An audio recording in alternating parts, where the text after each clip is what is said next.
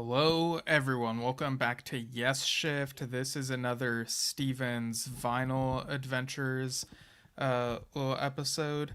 So, yeah, we went on a bit of a break after that Relayer episode, and I wanted to go live to talk about today's topic the other day. But quite frankly, coming back from vacation, I still needed a couple days to catch up, and I was also kind of absorbing some new TV events that were going on. But yeah, it's great to be back. The topic for this episode, the main topic, will be the new Jazz Sabbath album, the 1968 tapes. Not too long ago, I think back in September, it might have been. Dad and I interviewed Adam Wakeman, and it was a really great interview. It lasted over an hour, so we talked about this and some other things. And yeah, but first I want to do a little bit of catch up, some odd things, sort of related, related things I want to mention because I don't know when I'll be able to mention them again so soon. But yeah, today, December 5th, is actually the 50th anniversary of the US release of Relayer. And I think I've mentioned before in the news things how there's been a 50th anniversary high fidelity stereo, I think it's stereo, re release on vinyl from Rhino. And yeah, it's limited to 5,000 copies. I'm not sure how many are left. I don't have one. I find I'm very selective when it comes to these things. When it's online, it kind of helps me be a bit more distant and discern, what do I absolutely need to get. But if I'm at a record store and I see one of these things, I'm gonna be more, what's the word?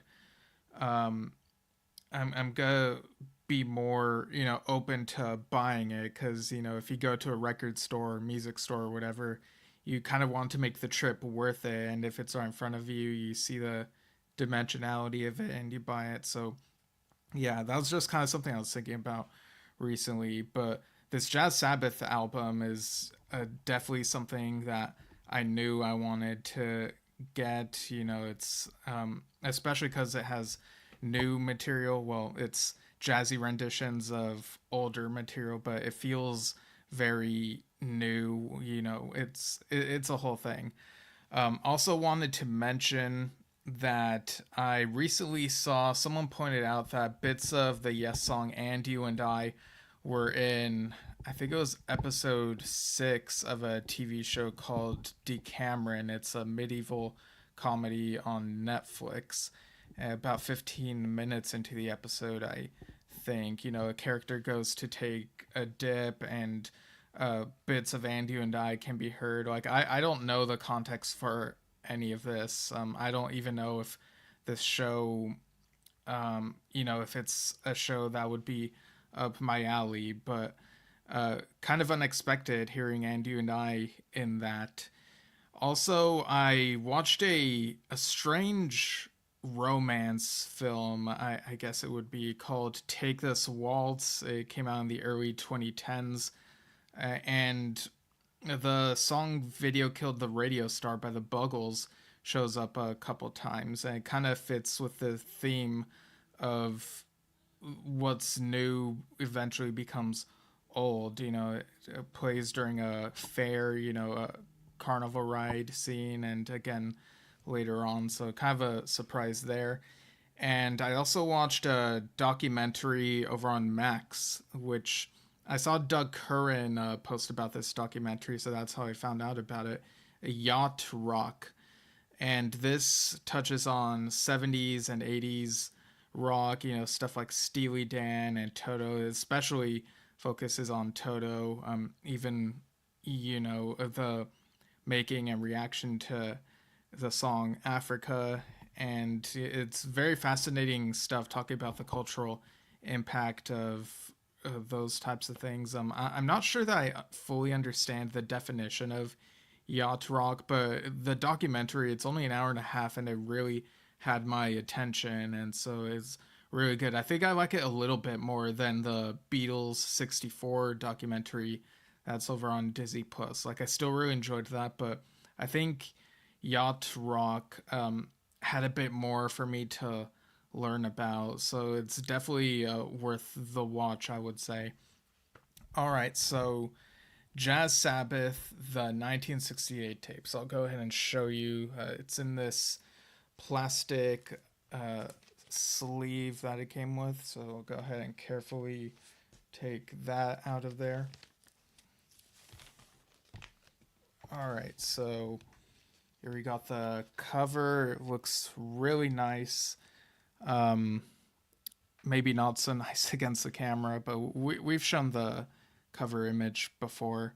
And of course, it's got the tracks Into the Void, Spiral Architect, Warning, The Wizard, Electric Funeral, Supernaut, and War Pigs.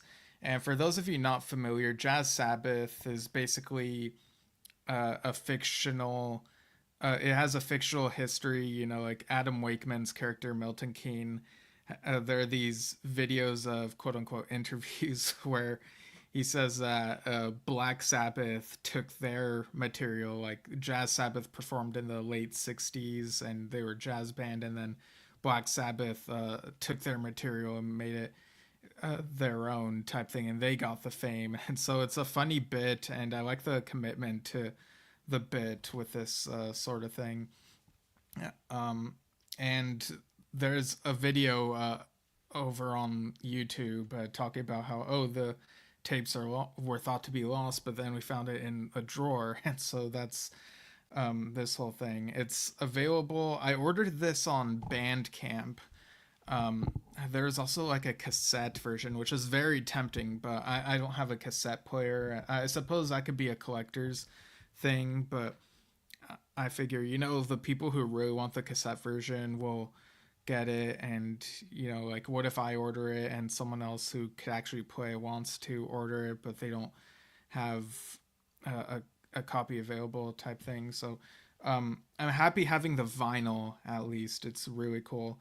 On the back, you have the, you know, this blurb, the story of the material, and you know, this band was discovered in the late '60s and they were told to record stuff, and then basically what's on here is considered too more complex than the record label here expected, you know, Rusty Bed Springs Records. I just love the words here and whatnot. So they set those that material aside and recorded what's on the other two albums, which I've talked about before. I also have those on vinyl. Um, and you got these, you know, you have the track list, of course, you know, side A, Into the Spiral, or Into the Void, I should say, Spiral Architect, Warning, and then side B, The Wizard, Electric Funeral, Supernaut, and War Pigs. And for the personnel, you have these pseudonyms. So you got Milton Keane on piano, Rhodes and Moog, Jacques Tefono on upright bass, Juan Take drums, um, produced by Milton Keane, mixed by Gary Stevenson, mastered by Brett Caldesalima, cover photo by Antonio De Sarno, album design by Black Lake, and Black Lake is actually real. So apologies if you know I'm not like doing a clear uh you know illustration of like which of these are real and which aren't, but it also says additional musicians: Wes Tostrayer on guitar, tracks 4 and 6. So those would be The Wizard and Supernaut. You have Hugh Jampton. um okay, so I guess that's supposed to sound like huge amp on tenor sax, Leighton Bizard on Hammond and clavinet, Will He Make It? Yeah, so Will He Make It on trumpet, Al Dente on guitar and tracks 1 and 5. So those would be Into the Void and Electric Funeral, and Francis Milley on percussion. So in terms of the guitar, there's some really good guitar stuff on here. It especially stood out to me on Super Not. There was some interesting stuff going on there, but all throughout this album, it's a nice, smooth, relaxing listen, but also gets, the speed gets calm, but then it gets faster, and it's just, it's jazz, you know.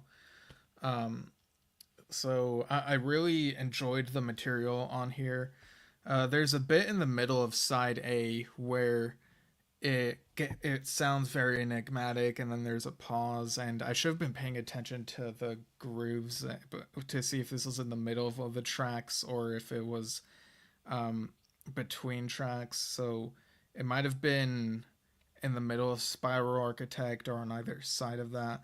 But yeah, I like the moods that this goes through. Supernaut sounded very familiar to me. Maybe did I hear this live when I saw Jazz Sabbath earlier this summer? I suppose it's possible. I'd have to go back and look at my video review of that show and see like what the set list was. Um, there was a bit of warning, I think, toward the end that kind of reminded me of the psychedelic feel that Pink Floyd is known to evoke.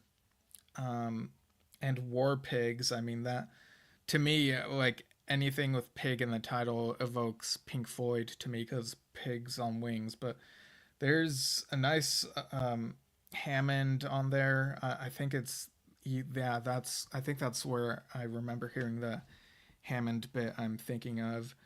And also toward the end, there's the ending is really neat. The effect, it's like a reverb thing. So a lot of this sounds like it could be, jazz of back in the day, but then you get to the end and the ending makes me think of more today, I guess, but it's not so overt. So I think this is a really fun listen. Electric Funeral, I also remember there were a couple things that stood out to me, maybe reminded me of something else. But yeah, I've gone through the Black Sabbath discography, or most of it anyway, way back, maybe a decade or so ago. It was actually Ozzy Osbourne's birthday the other day, funny enough.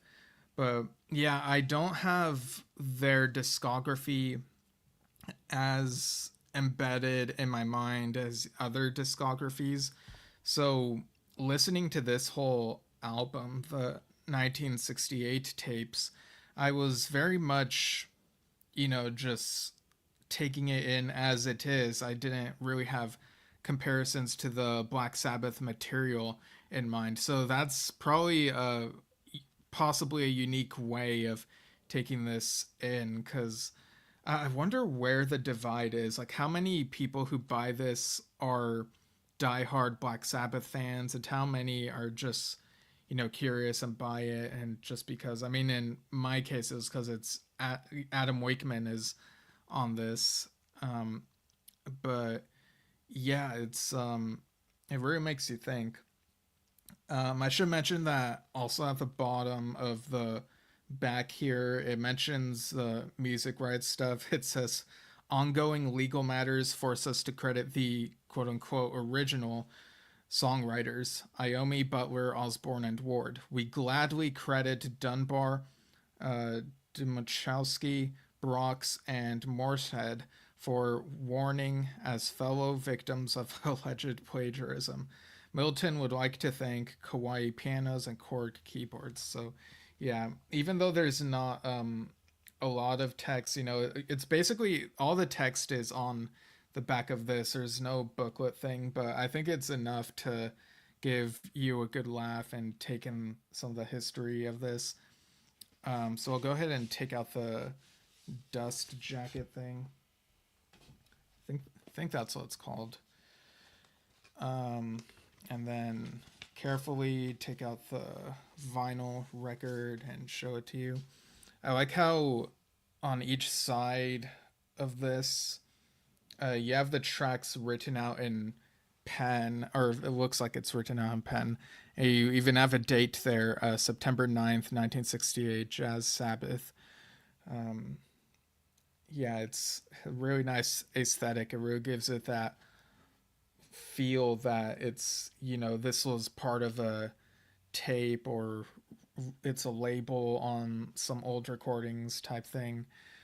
So I really like that aesthetic choice for this. I was really surprised by that for this particular release.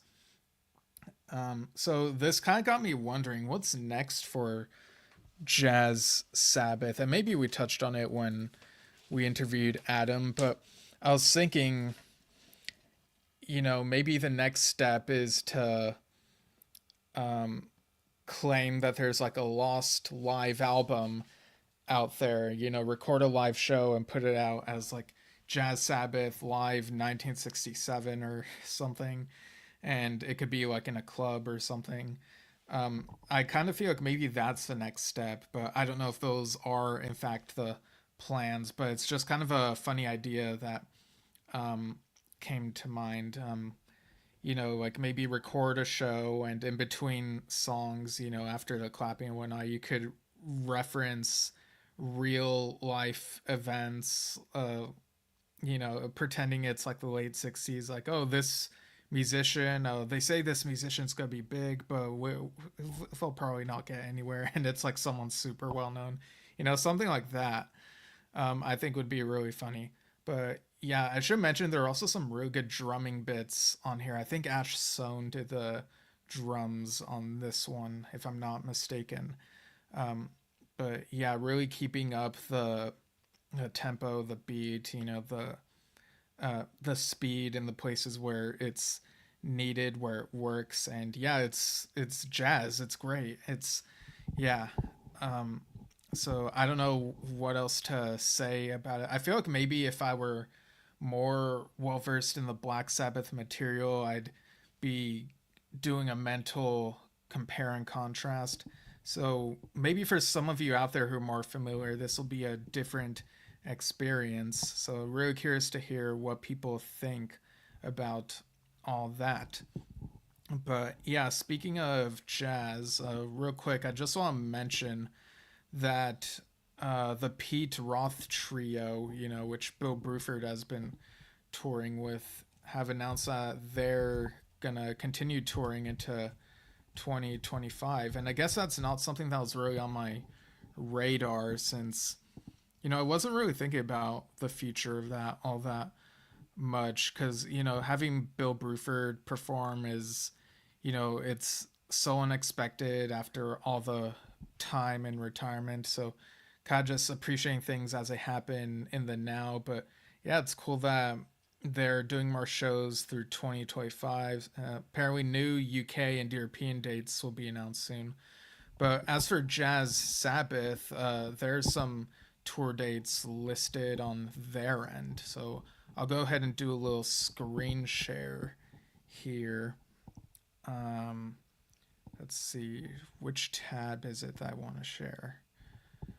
Um, okay, it would be this one. Yes. Okay, so there's some European and UK dates. You got Peel in Isle of Man on February 8th, and then throughout the rest of February and also through March, you got a bunch of UK dates. I see there's a Dublin, Ireland date on February 20th. Um, oh, you got Athens, Greece on March 14th, and then another Greece date, and then after that, Antwerp, then Amsterdam, a couple of Netherlands dates, or a few Netherlands dates, I should say. Then you got Bonn, which I think is in Germany, March 23rd. And April 4th, you got Miami, US, Bahamas.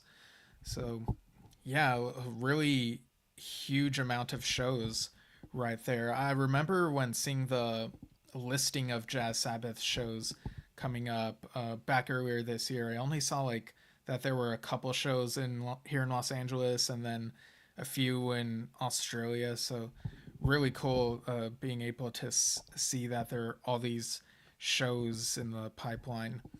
Also want to mention on Rick Wakeman's website, Rick put up his ramblings, and he did mention most of the month so far has been concerned with preparation for the Yuletide tour with Adam and Molly, and rehearsals at the granary have gone really well, and today is the last day before we head off to Portsmouth for the opening night tomorrow. It's quite a different show from my past Christmas concerts, mainly because I have Adam and Molly with me, which means vocals and music that I normally would not be able to do. There will also be a fun element with the 12 Dogs of Christmas, which is, wait for it, audience participation. I did this at the Saving Strays charity in Ipswich last year, and everybody said it should be part of any Christmas show I did, and so it is. So, yeah, you can keep up with Rick's going ons over on RWCC and in the ramblings and whatnot. But yeah, really cool that Adam is pretty busy as well, doing all this stuff. And um, sorry, I just saw like another post where the other day on the 3rd, on the Jazz Sabbath Facebook page, they shared a screenshot where apparently the 1968 tapes was shown to have gotten 66,666 streams, like all-time streams. And the post says that's like super evil, right? So yeah, I just love the humor of the band, and you know the image, the whole thing. I just love it. So yeah, very much looking forward to anything else that may come from Jazz Sabbath and from Adam Wakeman. Um, oh, I see Michael V. Fink chiming in, says, "Wow, like to hear it," and then asked Australia. Yeah, they played in Australia, I think mid midsummer last year. So yeah, I don't know when they might go to Australia again, but I would hope that it's on the radar. I did try to, in the past month or so, there were a couple online like Bandcamp listening sessions for this Jazz Sabbath album, the 1968 tapes, and I missed one of them because I ended up being busy with some stuff, and then the second one I missed because it was a time that was inconvenient for me, very late slash early hours, but very convenient for people in Australia. It was directed for people in Australia, apparently, from what I remember. Um, but yeah, glad to have this record. Tomorrow is actually Bandcamp Friday, so whether there's anything going on for that, I guess people can see for themselves, and I'll share whatever posts on Facebook that I may end up seeing. And speaking of which, um, Dave Kersner's The Lamb Lies Down Celebration album, I saw that got pushed to December 12th last I checked. Apparently what he said, it wasn't quite ready to come out of the oven. But yeah, looking forward to that, and when Dad and I will be able to talk about that after enough time, and might be reviewing something else over the next couple days or so, trying to figure out a time, and you'll know what it is. It's prog related, and yeah, just figuring out the logistics of that. But great to be back talking about this album. I see Billy Craner also on Facebook says Bandcamp Friday is cool. Yeah, definitely. Like sometimes there are discounts. The artists will share discount codes and whatnot, or I think the website does a discount automatically on Bandcamp Friday, first Friday of each month, if I remember correctly. I don't know. Check Bandcamp tomorrow and see what's up. But Michael says thank you. First I've heard of them. Yeah, I'm glad I was able to tell you about this. Yeah, it's always great to be able to turn people toward new music that's come out. So yeah, that'll be it for now, and I'll be back at some point, and me and Dad will also be back to talk about a couple things this month. We're still figuring things out. Have just needed breaks before and after certain things, but yeah, thanks for tuning in, and see you all soon.